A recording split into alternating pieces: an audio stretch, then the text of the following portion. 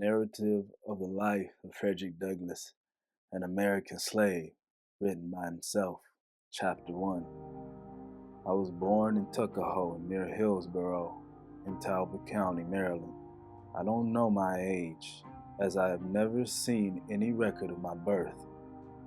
In general, slaves do not know their ages any more than horses know theirs, and most masters want to keep it that way.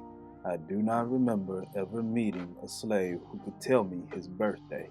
The closest most can tell is to say they were born in planting time, harvest time, cherry time, springtime, or fall time. Not knowing my birthday was a source of unhappiness to me during childhood. The white children knew their ages. I did not understand why I should not know mine. I was not allowed to ask my master any questions about it. He thought all such questions from a slave demonstrated a restless spirit. My best guess is that I am 27 or 28 years old. I base this on hearing my master say sometime in 1835 that I was about 17.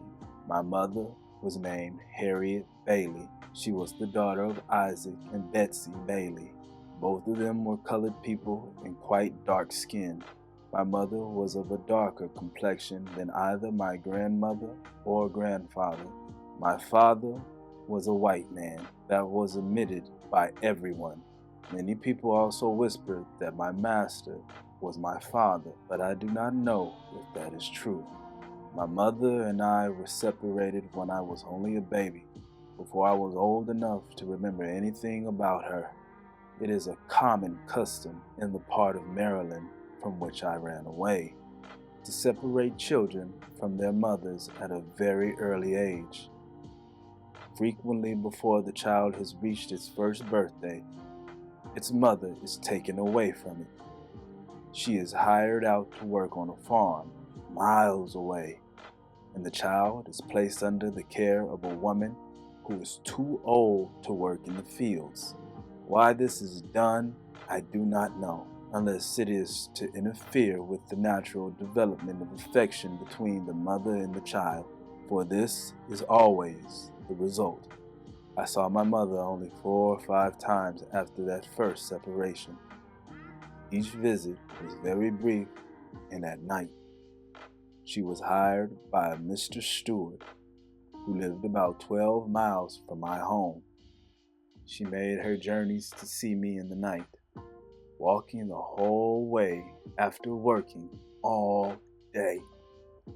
She was a field hand, and field hands are whipped if they are not in the field at sunrise. I do not remember ever seeing my mother in daylight. She would lie down with me and get me to sleep, but long before I woke up, she was gone. We had very little communication. Death soon ended her hardships and suffering, for she died when I was about 7 years old. I was not allowed to be present during her illness, or at her death or burial. She was gone long before I knew anything about it, as I had never been allowed to know her as a mother. I heard the news of her death with the same emotions I would have felt at the death of a stranger. When she died, she left me without the slightest idea of who my father was. The rumor that my master was my father may or may not have been true. True or not, it doesn't matter much to me. What matters is the ugly fact that the children of slave women are slaves as well. Clearly, this is to the master's advantage. It is profitable for them to satisfy their lusts with their slave women. By this arrangement, they become both master and father to a large number of valuable slaves. It is worth noting that these slaves, with their double relationship to their master, suffer greater hardships than other slaves. They are a constant offense to their mistress. She constantly finds fault with them.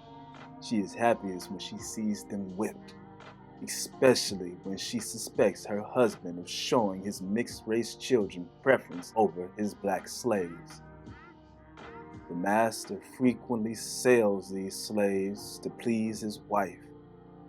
As cruel as it may sound for a man to sell his own children, it is often the less cruel thing for him to do.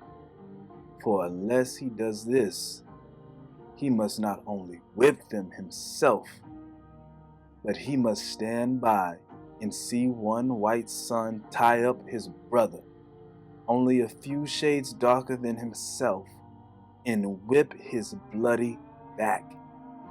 If the master says one word of disapproval, it is said that he is favoring his slave child.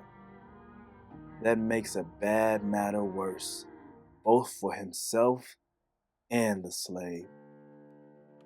Every year brings with it many slaves of this class. It was because of this fact that one great Southern statesman predicted the downfall of slavery.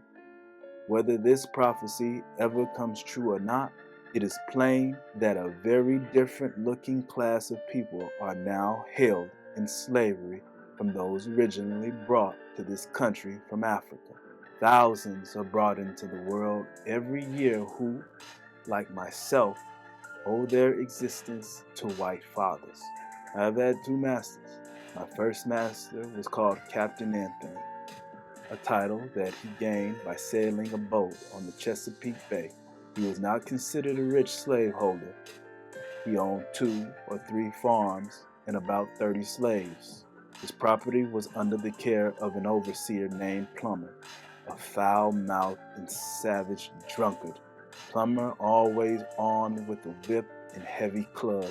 I have known him to cut slave women's heads so horribly that Captain Anthony, who was affected by only extreme cruelty, would be enraged and threatened to whip Plummer.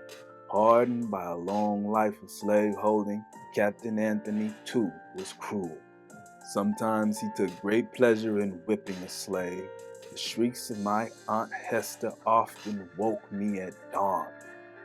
Captain Anthony would tie her up and whip her naked back until she was covered with blood. No words, no tears, no prayer from his victim softened his iron heart. The louder she screamed, the harder he whipped. Where the blood ran fastest, he whipped longest. He would whip her to make her scream and whip her to silence her. He wouldn't stop swinging the blood-clotted whip until he was exhausted. I remember the first time I ever saw this horrible sight. I was only a small child, but I remember it well. It was the first of a long series of horrible scenes which I was forced to witness. It was my entrance to the hell of slavery, and I wish I could describe what I felt when I saw it. This first time occurred very soon after I went to live with Captain Anthony. Aunt Hester had gone out one night and happened to be absent when my master wanted to see her. He had ordered her not to go out in the evenings, and especially warned that she must never spend time with a certain man. This young man's name was Ned Roberts, and he belonged to Colonel Edward Lloyd. You may easily guess why Captain Anthony concerned himself with my aunt. She was a pretty woman of graceful figure. In appearance, she had very few equals among the women, colored or white, in our neighborhood. Aunt Hester had not only disobeyed his orders in going out, but had been found with Ned. This infuriated Captain Anthony, who was himself no man of pure morals. Before he began whipping Aunt Hester, he took her into the kitchen and stripped her to the waist. He tied her hands with a strong rope and led her to a stool under a large hook in the ceiling. He made her stand on the stool and tied her hands to the hook.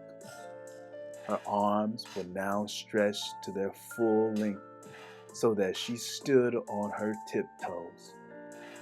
He then said to her, "Now you damn bitch, I learned you to disobey my orders." After rolling up his sleeves, he began to beat her with the heavy whip, and soon the warm red blood, amid heart-rending shrieks from her and horrid swearing from him, came dripping to the floor. I was so terrified and horror-stricken at the sight that I hid in the closet and did not dare come out until long after the whipping was over. I expected it would be my turn next. This was all new to me.